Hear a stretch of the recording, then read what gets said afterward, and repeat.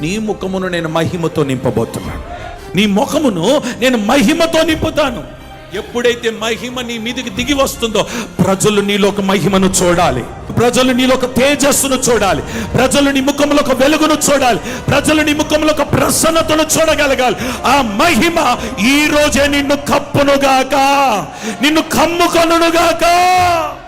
మహిమతో నా దేవుడు ఇక్కడికి దిగి వచ్చున్నాడు. ఇప్పటికే మహిమను నీ మీద కొమ్మరించున్నాడు. మహిమతో నిన్ను కప్పి ఉన్నాడు. మహిమ నీ మీద కొమ్మరించబడింది. నీవు మహిమతో నింపబడి ఉన్నావు. నువ్వు మహిమతో నింపబడిన దేవుడు నన్ను మహిమతో నింపి ఉన్నాడు. నేను యుద్ధం చేయాల్సిన అవసరం లేదు, నేను గొడవ పడాల్సిన అవసరము, నేను ఎవరితో అరవాల్సిన అవసరము, నేను ఎవరితో తాకులాటలు పెట్టుకోవాల్సిన అవసరము. నేను అలా కూర్చుంటాను. నన్ను మహిమతో నింపినాడు ఆయన. నన్ను చూడగానే ప్రజలు మహిమను చూస్తారు. ఈరోజు ఇక్కడ కూర్చున్న మీ మీద దేవుని మహిమ కుమ్మరించబడును గాక. ప్రజలు నీ మీద మహిమను చూడాలి.